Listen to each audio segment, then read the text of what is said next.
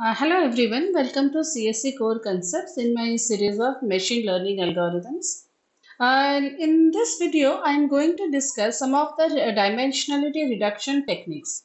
Now, this is in continuation to my earlier video on curves of dimensionality, where we have discussed that when a data set is represented with many dimensions, now choosing the right number of dimensions or the dimensions which are highly contributing to the prediction is very important. Otherwise, they lead to two cases which is called as an overfitting and underfitting. So you will struggle with your high variance and low bias, all these problems does arise. So in case if you have missed my video on the curves of dimensionality, I insist that you please go through those videos about overfitting, underfitting and curves of dimensionality so as to understand what is the actual problem we face when we have too many dimensions. Now, when you have too many dimensions, we need to reduce on the number of dimensions. Now, this is not very easy because you cannot randomly select any of the dimension and just remove it. It may happen that those dimensions may be contributing to the network model predictions. So, choosing the right dimensions for the model training is very, very important. So basically categorizing dimensionality reduction techniques are broadly classified into two categories. One is the feature selection method and second is the feature extraction method. So as you can understand from the name, feature selection means out of so many dimensions, it is going to select those dimensions or those features which will highly contribute to the model training performance. And feature extraction is the technique where you find a new combination of new features. Understood? So you have some features, you understand the relationship between those dimensions or the features, and based on that, you derive a new feature which will help you in model training.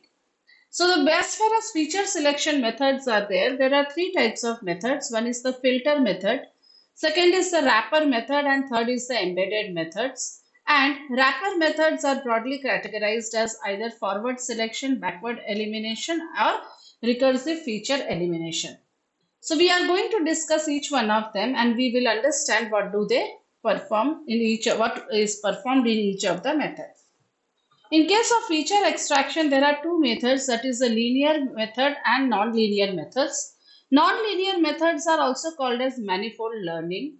So the popular approaches in case of linear methods are principal component analysis and linear discriminant analysis, which of course we are going to discuss in my upcoming videos. And non-linear approaches are kernel PCA, TSNE and ISO map. So let us understand the feature selection method here in this video. So selection of a subset of original variables or features. Okay, I have already told you that the dimensions, you can talk, you can say attributes, you can say variables. If you are referring in form of statistics, you will refer them as variables. If you are talking about machine learning, you will call them features. If you are telling data warehousing, you will call them dimensions. If you are talking about database management system, you will tell them attributes. All of them mean the same thing, right? So when you have a whole very large number of attributes, you select a smaller subset which will help to model the problem. So that is, in a way, you can say if you have total d dimensions, you are going to find out k dimensions out of d, where d minus k and discard the rest of the dimensions. That is d minus k dimensions you are discarding.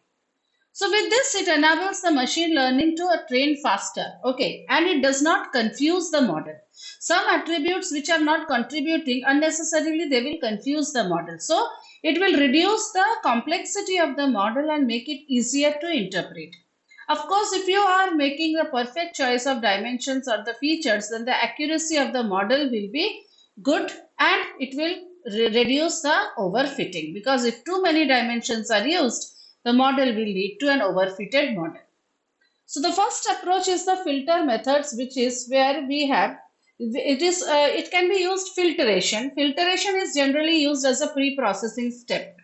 So selection of features is independent of any algorithm. We are not talking that if I am using k nearest neighbor or if I am using SVM, this has to be done. See, basically these feature selection method are independent of any of the approaches which you are using, right? So features are selected on the basis of their scores in various statistical tests which are being performed, such as you can perform a Pearson correlation, you can use ANOVA, you can use a chi-square method, right? So we have also seen in some of the SVM and random forest and all. Okay, how can you understand that how each variable is contributing, right? That score also we have seen. So which variables, if you remember the triple star, that is P. P is then your 0.99. That means you are getting a 99% accuracy. So they are going to tell you that how much the particular attribute will be contributing to the model's performance. So basically we have all the features. We are selecting only a subset of the feature, passing only those few features to the learning algorithm, and we will get the performance. So second type of category is the wrapper methods. Wrapper methods are again using the subset of features, but they are based on the inferences drawn from the previous model, right? So you create a model, right? You can see in this figure also that it is a repetitive step. Set of all feature is there, but the box inside where I have written generate a subset learning algorithm performance. Now this is a repetitive recursive problem, right? That means what? First you generate a subset, you pass into the algorithm.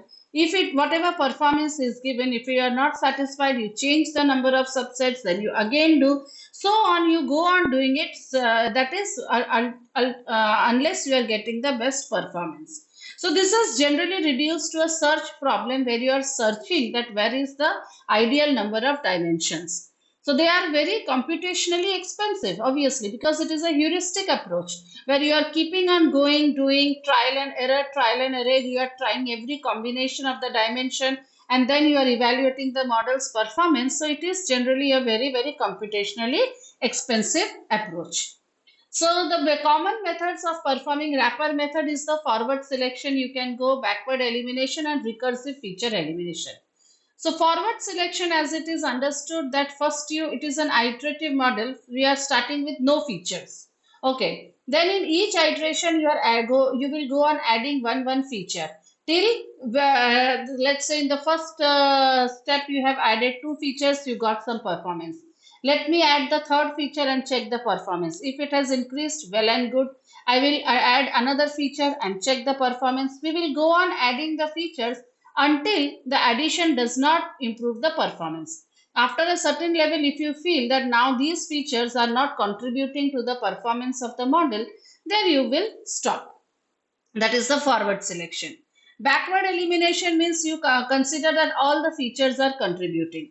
And now slowly you evaluate the performance of the model. Now slowly you remove one feature which are not contributing. Okay, so that you can discuss, that you can find out using the statistical tools. Okay, which attributes are not contributing. So slowly by one dimensions you can remove.